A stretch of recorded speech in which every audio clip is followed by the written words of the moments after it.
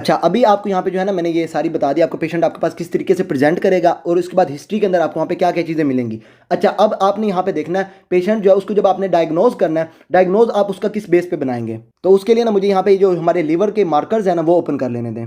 अच्छा जी, ये आ गई यहाँ पे आपके ये लीवर के मार्कर्स पैथोलॉजी। जब लीवर के अंदर कोई भी पैथोलॉजी होगी तब आपको ये वाले मार्कर्स आपको वहाँ पे मिलेंगे। अच्छा, यहाँ पे आपने एक चीज़ याद रखनी है, जब भी आपके यहाँ पे ना लीवर जो है ये आपको वहाँ पे डैमेज होगा, एक होगी एएसटी, एक चीज़ होगी यहाँ पे आपकी एएलटी और एक होगी यहाँ पे आपकी अल्कलाइन फॉस्फेट। एएसटी और उसके बाद एएलटी जो है ये आपको जो है ना ये लीवर जो है जब आपको वहाँ पे होगा ना आपके लीवर के अंदर प्रॉब्लम होगी तब आपके ये बढ़ने शुरू हो जाएंगे।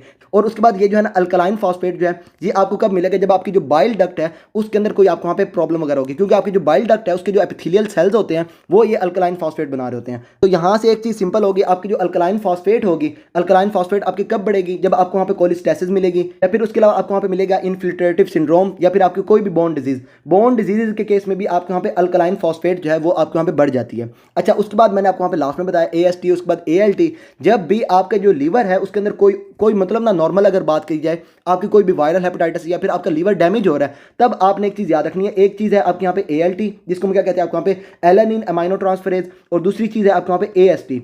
अच्छा, ये इसको हम क्या कहते हैं आपको वहाँ पे अस्पार्टेट अमाइनो ट्रांसफरेज। जब भी आपका लिवर डैमेज होगा मोस्ट टाइम आपको वहाँ पे वायरस है या फिर कोई और चीज़ आपको वहाँ पे डैमेज कर रही है तो एएलटी ज़्यादा होगा as compare to AST. Most liver disease में एएलटी ज़्यादा होता है एज कम्पेयर टू एएसटी। अच्छा, एएसटी ज़्यादा होगा एज कम्पेयर टू एएलटी कब, जब आपका जो पेशेंट है उसके अंदर वहाँ पे अल्कोहल से कोई रिलेटेड सिम्टम्स है, मतलब पेशेंट जो है उसको अल्कोहलिक हेपेटाइटिस है, तब आपको वहाँ पे एएसटी ज़्यादा मिलेगा एज कम्पेयर टू एएलटी। और यहाँ पे आपका जो है ना एएसटी 2 टाइम्स ज़्यादा होता है एज कम्पेयर टू एएलटी। अच्छा, ये चीज़ होगी आपके वहाँ पे अल्कोहलिक हेपेटाइटिस में।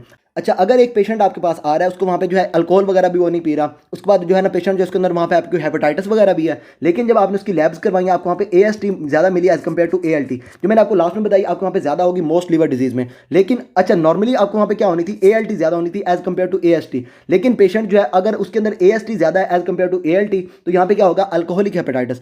अच्छा, अगर पेशेंट आपका अल्कोहलिक भी नहीं है, अल्कोहलिक हेपेटाइटिस भी नहीं है पेशेंट को, लेकिन उसकी बॉडी के अंदर एएसटी ज़्यादा है एज कम्पेयर टू एएलटी। अच्छा, इसमें क्या होगा, आपके यहाँ पे जो पेशेंट है उसके अंदर वहाँ पे हो गई है सिरोसिस या फिर उसकी जो फाइब्रोसिस है ना वो उसकी वहाँ पे एडवांस कर गई है नॉन अल्कोहलिक लिवर डिजीज के केस में। और यहाँ पे आपने याद रखना है आपके वहाँ पे हो सकती है आपकी ड्रग इंड्यूस आपकी लिवर जो है आपको वहाँ पे वो डैमेज हो रहा है, ऐसे एसिटामिनोफिन जो है उसकी वहाँ पे टॉक्सिसिटी है, या फिर इसके अलावा आपने यहाँ पे याद रखना है आपका इस्कीमिक हेपेटाइटिस, वायरल हेपेटाइटिस या फिर आपके वहाँ पे ऑटो इम्यून हेपेटाइटिस। अच्छा, मे बी मैंने जो है ना एटियोलॉजीज के अंदर आपको वहाँ पे ड्रग्स नहीं बताई। ड्रग्स में आपने एटियोलॉजीज में याद रखनी है आइसोनियाजाइड। आइसोनियाजाइड क्या करवाती है आपको वहाँ पे एंटी टीबी ड्रग है। अच्छा, ये क्या करवाती है आपका जो पेशेंट है उसके अंदर ये हेपेटाइटिस करवाती है, और यहाँ पे अगर पेशेंट जो है वो ज़्यादा देर लेगा तो वो क्या हो जाएगा, ये आइसोनियाजाइड जो है ये क्या करवा देगी, सिरोसिस। आइसोनियाजाइड आपने यहाँ पे याद रखनी है। फिर आपने यहाँ पे याद रखनी है मेथोट्रिक्सेट। मेथोट्रिक्सेट भी आपकी क्या करवाएगी, हेपेटाइटिस करवाएगी, अगर पेशेंट ज़्यादा देर लेगा तो उसके अंदर हो जाएगी सिरोसिस। और तीसरी आपकी है यहाँ पे आपकी मिथाइल डोपा। मिथाइल डोपा भी क्या करवाती है, हेपेटाइटिस करवाती है। और यह आपको पता है मिथाइल डोपा जो है ये आपकी जो अगर फीमेल की बात की जाए, फीमेल्स में अगर वो आपकी प्रेग्नेंट है और उसका वहाँ पे बीपी बढ़ा हुआ है तब आप उसको कौन सी ड्रग देते हैं, आपकी ये मिथाइल डोपा देते हैं। ड्रग्स में आपने यहाँ पे याद रखना है आइसोनियाजाइड करवाएगी हेपेटाइटिस, और ये क्या करवा देगी, इवेंचुअली पेशेंट के अंदर सिरोसिस करवा देगी, मेथोट्रिक्सेट, और उसके बाद आपके यहाँ पे मिथाइल डोपा। अच्छा, ये सारी होगी आपके यहाँ पे ड्रग्स में। उसके बाद मैं आपको वहाँ पे बता रहा था आपकी ये क्या कहते हैं इसको, आपकी लैब्स में। अच्छा, लैब्स में जब आप पेशेंट जो है उसके यहाँ पे ये जो लीवर के मार्कर्स जब चेक करेंगे आपको वहाँ पे मिलेगी AST as compare to ALT. अच्छा, इन दोनों के आपको वहाँ पे जो है ना ये आपको वहाँ पे बताएगी पेशेंट जो उसके अंदर ये वायरल हेपेटाइटिस है या फिर उसके अलावा जो है ना आपको वहाँ पे आपकी क्या कहते हैं इसको, आपकी अल्कोहलिक हेपेटाइटिस है। अगर एएलटी ज़्यादा एज कम्पेयर टू एएसटी तो आपकी हो जाएगी वायरल या फिर उसके अलावा आपके वहाँ पे कोई और डिजीज़ वगैरह। अच्छा, उसके बाद अगर एएसटी ज़्यादा होगी एज कम्पेयर टू एएलटी तो ये आपको वहाँ पे बताएगी आपको वहाँ पे अल्कोहलिक हेपेटाइटिस है पेशेंट के अंदर। लेकिन अगर पेशेंट अल्कोहलिक भी नहीं है लेकिन उसके अंदर एएसटी ज़्यादा है एज कम्पेयर टू एएलटी तो इसमें क्या होगा, पेशेंट जो है उसके अंदर यहाँ तो हो सकती है आपको वहाँ पे इस्कीमिक हेपेटाइटिस, पेशेंट जो उसके अंदर ये जो डिजीज़ है ना उसकी वहाँ पे वो आपकी एडवांस कर चुकी है, एडवांस फाइब्रोसिस मिलेगी, सिरोसिस वगैरह आपको वहाँ पे मिलेगी। अच्छा, उसके बाद इस्कीमिक हेपेटाइटिस हो गया इसके अंदर। उसके बाद ये आपको वहाँ पे ड्रग्स वगैरह होंगी, एसिटामिनोफिन वगैरह होगी इसके अंदर। उसके बाद आपके यहाँ पे एक्यूट वायरल हेपेटाइटिस या फिर आपके वहाँ पे ऑटो इम्यून हेपेटाइटिस। असीटामिन और कोई चीज़ नहीं आपके वहाँ पे, वही आपकी ये जो पैरासीटामोल वगैरह ना वो आपकी जब वो पेशेंट ज़्यादा लेगा तो वो भी क्या करवाएगी, वायरल हेपेटाइटिस, वो क्या कहते हैं इसको, ये हमारी हेपेटाइटिस करवाएगी, लिवर को डैमेज करवाएगी, हेपेटाइटिस करवाएगी, और इवेंचुअली जो पेशेंट है उसके अंदर ये सिरोसिस करवा देगी। अच्छा, एएसटी एएलटी हो गया, उसके बाद हमारे ये अल्कलाइन फॉस्फेट हो गया।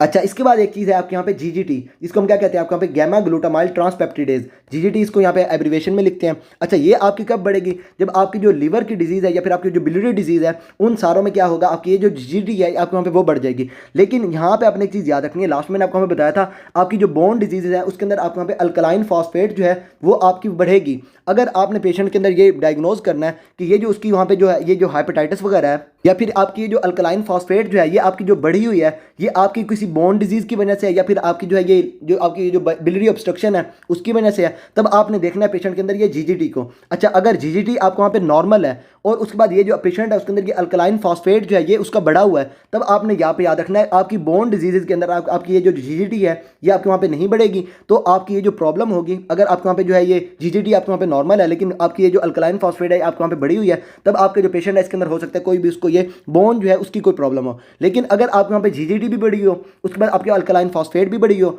आपकी एएसटी एएलटी वगैरह भी बढ़े हो, तब आपके जो पेशेंट है उसके अंदर कौन सी प्रॉब्लम होगी, आपके वहाँ पे लीवर के अंदर या फिर आपके वहाँ पे बाइल डक्ट के अंदर।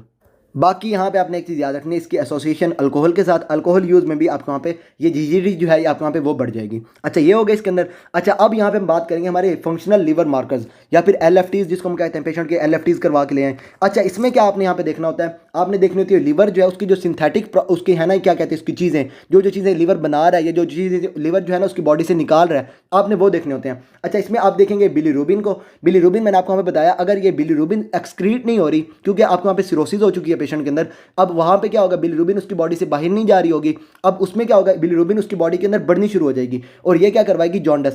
अच्छा, बिलीरुबिन जो है इसका बॉडी के अंदर लेवल बढ़ना शुरू हो जाएगा और ये क्या होगा, आपके वहाँ पे लिवर डिजीज जो है उसके अंदर आपका हो सकता है बिलियरी ऑब्स्ट्रक्शन हो सकती है, इसके अंदर अल्कोहलिक हो सकती है या फिर आपके वहाँ पे वायरल हेपेटाइटिस, या फिर आपका जो पेशेंट है उसके अंदर ये आपकी वायरल जो है क्रोनिक हो गई और उसने क्या करवा दिया, आप वहाँ पे सिरोसिस करवा दी। या फिर इसके अलावा जो पेशेंट है उसके अंदर हो रही है हिमोलिसिस। हिमोलिसिस के केस में आपको मैंने लास्ट में बताया था, आपके वहाँ पे अनकॉन्जुगेटेड बिलीरुबिन जो है वो बढ़नी शुरू हो जाती है। अच्छा, यहाँ पे जो बिलीरुबिन होती है ना आपकी, हम देखते हैं हमारी ये अनकॉन्जुगेटेड बिलीरुबिन और आप देखते हैं यहाँ पे हमारी कॉन्जुगेटेड बिलीरुबिन, फिर हम देखते हैं हमारी ये टोटल बिलीरुबिन। अब यहाँ पे क्या होगा, अगर पेशेंट जो उसके अंदर ये अनकॉन्जुगेटेड बिलीरुबिन बढ़ रही है तो ये क्या करवा देगी, टोटल आपको यहाँ पे जो बिलीरुबिन है उसको यहाँ पे बढ़ा देगी। यहाँ पे हम देख रहे हैं हमारी सिंपल बिलीरुबिन, जब भी बिलीरुबिन बढ़ेगी तो वो क्या करवा देगी, जॉन्डिस करवा देगी और ये आपको वहाँ पे बताएगी लीवर के अंदर कोई प्रॉब्लम है या फिर आपको वहाँ पे हिमोलिसिस जो है उसके अंदर कोई प्रॉब्लम है। अच्छा, हिमोलिसिस जब होगी तब पेशेंट के अंदर बढ़ेगी आपके वहाँ पे अनकॉन्जुगेटेड बिलीरुबिन।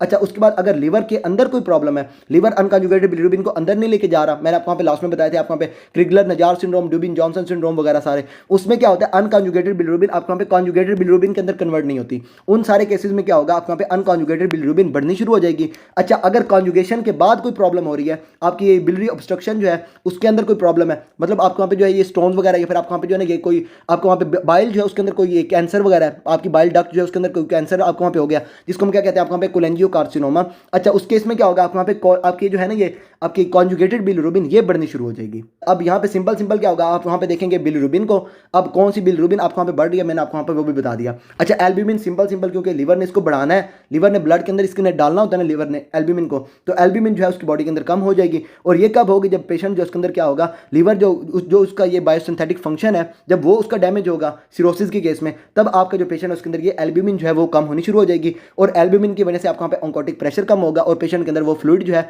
एडिमा वगैरह करवा रहा होगा, असाइटिस वगैरह, वो जो मैंने आपको वहाँ पे लास्ट में बता दी वो सारी होंगी पेशेंट। उसके अंदर क्या होगा, आपको वहाँ पे प्रोथ्रोम्बिन टाइम आपका पेशेंट जो उसके अंदर ये बढ़ना शुरू हो जाएगा।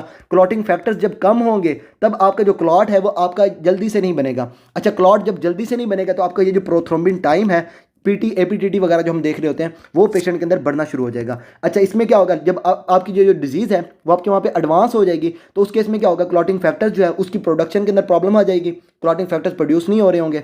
तो ये भी आप कब देखते हैं, जब आपका जो लीवर है उसके अंदर कोई प्रॉब्लम वगैरह आ रही हैं, तब आप ये उसके पीटी एपीटीडी वगैरह जो आप वहाँ पे करवा रहे होते हैं वो आप क्यों करवाते हैं, ताकि आपके जो पेशेंट है उसके अंदर के ब्लीडिंग टेंडेंसीज वगैरह जो है वो आप वहाँ पे वो देख सकें। अच्छा, उसके बाद प्लेटलेट सिंपल आपको वहाँ पे लीवर डिजीज़ जो है इसके अंदर आपको वहाँ पे ये भी आपको वहाँ पे डैमेज होंगे, आपको वहाँ पे जो है ना ये प्लेटलेट्स वगैरह आपको वहाँ पे, क्योंकि आपको वहाँ पे कोगुलेशन कैस्केड वगैरह आपको वहाँ पे ज़्यादा चल रही है, ब्लड वगैरह आपको वहाँ पे लॉस हो रहा है पेशेंट के अंदर, क्योंकि आपका जो पेशेंट है उसके अंदर क्या हो रहा है, सिरोसिस हो रही है, एनोरेक्टल ब्लीड हो रहा है, ऊपर से भी ब्लीड हो रहा है। अच्छा, उस केस में क्या होगा, ये आपके प्लेटलेट्स वगैरह जो है ये भी आपको वहाँ पे कम होना शुरू हो जाएंगे। प्लेटलेट्स पेशेंट जो है उसके अंदर वहाँ पे आपके कम होना शुरू हो जाएंगे और यहाँ पे क्या होगा, आपको वहाँ पे एडवांस लीवर डिजीज जो है उसके अंदर आपको वहाँ पे हो जाएगा, या फिर आपकी जो पोर्टल हाइपरटेंशन है उसके अंदर हो जाएगा। उस पोर्टल हाइपरटेंशन के केस में क्या होगा, आपको वहाँ पे स्प्लीनोमेगैली हो जाएगी पेशेंट को और उसकी वजह से आपका जो पेशेंट है उसके अंदर ये क्या कहते हैं आपकी ये जो प्लेटलेट्स वगैरह ना जी आपको वहाँ पे बड़े आपकी जो है ना ये आपको वहाँ पे डिस्टर्ब हो जाएंगे। और उसके बाद अगर लिवर डिजीज़ की बात की जाए तो यहाँ पे आपको यहाँ पे थ्रोम्बोपोइटिन जो है वो ज़्यादा काम नहीं कर रहा होगा, तो उसकी वजह से क्या होगा, पेशेंट जो उसके अंदर ये प्लेटलेट्स जो है वो कम होना शुरू हो जाएंगे। अच्छा, डायग्नोसिस में आपका हो गया सिंपल, आपने क्या करना है, पेशेंट जो है उसको वहाँ पे देखने हैं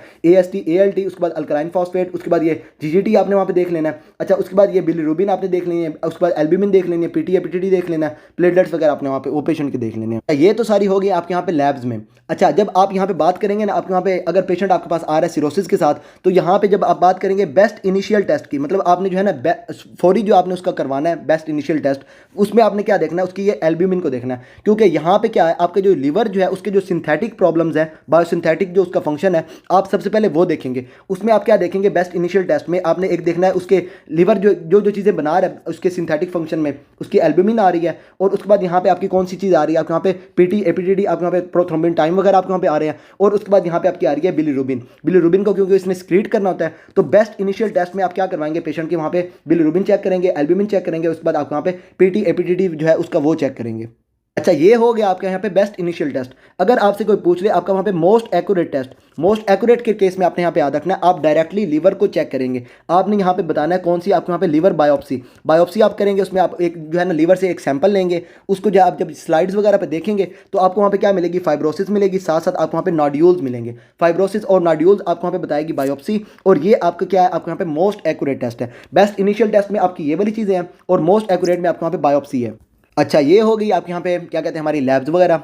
अच्छा, इसके बाद जब आप बात करेंगे आपके यहाँ पे ट्रीटमेंट की, तो ट्रीटमेंट में आपने सिंपल याद रखना है, आपने क्या करना है, सिरोसिस का जो पेशेंट है उसको आपने वहाँ पे उसकी जो सिम्टम्स वगैरह उसके आगे वहाँ पे वर्स हो रहे हैं ना, आपने इसकी प्रोग्रेशन, सिरोसिस जो है ना उसकी प्रोग्रेशन को आपने वहाँ पे रोकना है। आप क्या करेंगे, जो उसके अंदर वहाँ पे फैक्टर्स वगैरह है ना, आप वो कम करने की कोशिश करेंगे। मतलब पेशेंट जो उसके अंदर वायरस उसके अंदर वो करवा रहा है, वायरल हेपेटाइटिस है, तो आप उसको वायरल जो है ये हेपेटाइटिस को रोकने की कोशिश करेंगे। सिंपल आपने क्या करना है, सिरोसिस में आपने जो है ना ये जो आपके फैक्टर्स वगैरह जो करवा रहे हैं सिरोसिस, आपने उनको रोकना है। वो रुकेंगे तो क्या होगा, आपके वहाँ पे सिरोसिस जो है इसकी प्रोग्रेशन आपके वहाँ पे कम हो जाएगी। अच्छा, इसमें एक और चीज़ आ जाती है यहाँ पे आपकी सिरोसिस का, अगर आपके पास एक पेशेंट आ रहा है तो आपने उसको ट्रीटमेंट में एक चीज़ आपने और देनी होती है, वो ये कि आपने पेशेंट जो उसको हेपेटाइटिस A जो है इसकी वैक्सीनेशन देनी है, हेपेटाइटिस B जो है इसकी वैक्सीनेशन देनी है, और साथ साथ आपने पेशेंट जो उसको ये नमूनिया जो है उसकी वैक्सीनेशन देनी है। अच्छा, नमूनिया के केस में आपकी आ जाती है यहाँ पे आपकी PPSV, इसको हम क्या कहते हैं हमारी ये 23। ये आपने जो पेशेंट जब आपका आएगा ना सिरोसिस के साथ, तो ट्रीटमेंट में आपने उसको ये तीनों जो है वैक्सीनेशन भी लगानी है। सिंपल हो गया इसके अंदर। बाकी आपने क्या करना है, ये जो पेशेंट जो उसके अंदर ये जो डिजीज़ उसकी वर्स हो रही है, आपने इसकी प्रोग्रेशन को आपने वहाँ पे रोकना है। बाकी ये ट्रीटमेंट में आपने क्या करना है, इसको यहाँ पे ये जो हमारी क्या कहते हैं हमारी ये जो वैक्सीनेशन वगैरह है ये पेशेंट को आपने वहाँ पे दे देनी है। अच्छा, ये सारा था हमारे यहाँ पे सिरोसिस के अंदर। अच्छा, इसके बाद एक और चीज़ थी यहाँ पे हमारी ऊपर, वो उसको क्या कहते हैं हमारी ये हमारी serum ascites albumin gradient SAAG। अच्छा, उसको थोड़ा सा हम यहाँ पे अपना एंड पे वो भी देख लेते हैं उसको। अच्छा जी, ये आ गई यहाँ पे आपकी SAAG। अच्छा, नाम ही बता रहा है सीरम के अंदर आपकी जो एल्ब्यूमिन है और उसके बाद आपकी जो एसाइटिस जो है उसके अंदर जो एल्ब्यूमिन है, इन दोनों का डिफरेंस आप क्या करेंगे, आपका जो पेशेंट है उसके आप वहाँ पे ना सैंपल लेंगे, उसका एसाइटिक फ्लूइड निकालेंगे, उसके अंदर आप वहाँ पे एल्ब्यूमिन चेक करेंगे, और उसके बाद आपका जो उसका सीरम है ना उसके अंदर आप वहाँ पे दोनों को एल्ब्यूमिन जो है ना, जो आपके वहाँ पे एल्ब्यूमिन है उन दोनों का जो लेवल्स होंगे उन दोनों को आप वहाँ पे चेक करेंगे। दोनों के अंदर जो डिफरेंस होगा वो आपका क्या हो जाएगा, आप वहाँ पे SAAG सीरम के अंदर एल्ब्यूमिन, उसके बाद आपको वहाँ पे जो एसाइटिक फ्लूइड है उसके अंदर एल्ब्यूमिन, ये आपको क्या बताएगी, आपको वहाँ पे SAAG। अच्छा, SAAG आपका जब होगा मोर देन 1.1 से ज़्यादा हो गया, आपके जो है ना ये 1.1 के इक्वल हो, तो ये आपको वहाँ पे बताएगा पोर्टल हाइपरटेंशन। यार इसके अंदर आपने करना पता क्या होता है, आपने ये SAAG लगा के ना आपने निकालना होता है कि पेशेंट जो उसके अंदर ये जो एसाइटिस डेवलप हुई है ना, ये किस वजह से डेवलप हुई है। अच्छा, यहाँ पे अगर SAAG आपका हो मोर देन आपका 1.1 या फिर आपका 1.1 के इक्वल हो, तब आपके जो पेशेंट है उसके अंदर क्या होगा, आपको वहाँ पे पोर्टल हाइपरटेंशन होगी। इसमें हो सकता है आपको वहाँ पे स्प्लेनिक वेन जो है उसके अंदर आपको वहाँ पे हो जाए, आपकी वेन स्प्लेनिक या फिर आपकी जो पोर्टल वेन है उसके अंदर कोई थ्रोम्बस हो, सिस्टोसोमियासिस वगैरह इसके अंदर आ सकती है, आपकी प्री साइनोसाइडल कोई प्रॉब्लम हो जाए, या फिर उसके अलावा आपको वहाँ पे जो ना साइनोसाइड्स जो है उसके अंदर कोई प्रॉब्लम हो जाए, फॉर एग्जाम्पल आपको वहाँ पे सिरोसिस हो जाए।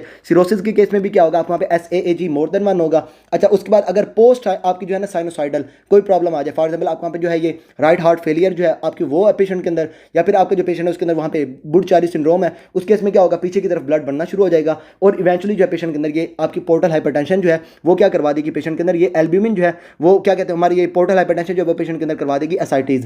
अच्छा ये सारा था। अगर आपकी हो मोर देन 1.1, इसके अंदर आपने यहाँ पे याद रखना है साइनोसाइड्स के अंदर कोई प्रॉब्लम हो सकती है, साइनोसाइड से पहले कोई प्रॉब्लम हो सकती है, या फिर साइनोसाइड से बाद में कोई प्रॉब्लम हो सकती है। वही सिंपल आपकी जो वेन पीछे से चल रही है ना, अगर साइनोसाइड से पहले वाली वेन के अंदर कोई प्रॉब्लम है तो उसमें आपकी हो जाएगी क्या कहते हैं आपकी ये प्री साइनोसाइडल प्रॉब्लम्स। अगर साइनोसाइड के अंदर प्रॉब्लम है, सिरोसिस है, तो उस केस में आपकी हो जाएगी साइनोसाइडल प्रॉब्लम, और साइनोसाइड्स के बाद में अगर कोई प्रॉब्लम है तो आपकी हो जाएगी पोस्ट साइनोसाइडल प्रॉब्लम। अच्छा ये सारी क्या करवाएंगे, आप वहाँ पे पोर्टल हाइपरटेंशन करवाएंगी, और इन सारी केसेस में आपको वहाँ पे मिलेगी सीरम एल्ब्यूमिन जो है आपकी वहाँ पे वो आपकी होगी मोर देन, आपके वहाँ पे उन दोनों का जो होगा ना डिफरेंस वो आपका होगा मोर देन 1.1। अच्छा अगर आपका ये आपका है आपका लेस देन 1.1, इस केस में क्या हो सकता है, आपका जो पेशेंट है उसके अंदर जो असाइटिस डेवलप हुई है वो आपके वहाँ पे पोर्टल हाइपरटेंशन की वजह से नहीं हुई, वो किसी और जो है ना प्रॉब्लम वगैरह जो है उसकी वजह से हुई है। अच्छा यहाँ पे आपकी अदर कॉजेज आ सकती हैं, इसके अंदर आपका आ सकता है पेशेंट जो है उसके अंदर वहाँ पे नेफ्रोटिक सिंड्रोम है। सिंपल उसके अंदर क्या होगा, आपको मैंने लास्ट में बताया था जब हमने ये हमारी नेफ्रोटिक सिंड्रोम किया था, इसमें क्या होता है आपकी जो प्रोटीन्स हैं वो आपके वहाँ पे लॉस हो जाती हैं,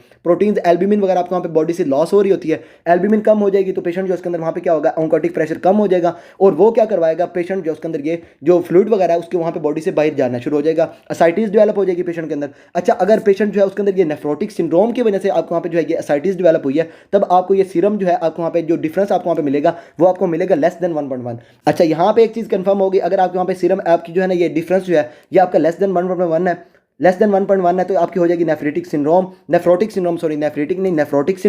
उसके बाद आपका होगा यहाँ पे आपको टीबी मिलेगी। इसके अलावा अगर कोई मैलिग्नेंसी है आपके यहाँ पे जो है ना ये ओवेरियन कैंसर वगैरह है, तो उस केस में भी आपका जो पेशेंट है उसके अंदर क्या होगा एल्ब्यूमिन जो है वो उसकी कम होनी शुरू हो जाएगी। अच्छा उस केस में भी आपका जो डिफरेंस होगा वो आपका होगा लेस देन 1.1। ठीक हो गया इसके अंदर। बाकी आपकी जो सिरोसिस है इसके अंदर आपको यहाँ पे यही था।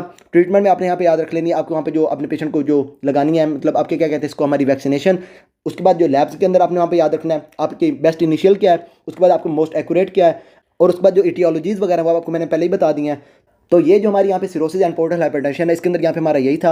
अब भी अगर अपने फ्रेंड्स वगैरह को वीडियो शेयर नहीं करेंगे तो आपके यहाँ पे सिंपल सरासर जाती है। इसके साथ साथ हमारे यहाँ पे जो सिम्टम्स है ना, सिम्टम्स मैंने आपको यहाँ पे नहीं बताया, ये जो आपके यहाँ पे सारे स्टार्स वाले हैं ना, ये सारे आपके यहाँ पे एस्ट्रोजन के बढ़ने की वजह से हैं। पेशेंट जो उसके अंदर ये स्पाइडर एंजियोमास मैंने आपको यहाँ पे बताया, आपका जो आपका होता है ना एस्ट्रोजन, ये आपका होता है एंजियोजेनिक हार्मोन, तो न्यू ब्लड वेसल्स बनवाएगा, स्पाइडर एंजियोमास पेशेंट के अंदर बनेंगे, पामर एरिथीमा। उसके बाद यहाँ पे आपकी ये मेल्स के अंदर टेस्टिकुलर एट्रोफी, और उसके बाद ये मेल्स के अंदर ही है जो हमारा है ना ये गायनेको मेस्टिया। ये सारा कौन करवाता है आपको वहाँ पे एस्ट्रोजन जो है उसका जो लेवल बढ़ जाता है वो आपको वहाँ पे करवा रहा होता है। अच्छा ये सारा था यहाँ पे हमारे सिरोसिस के अंदर।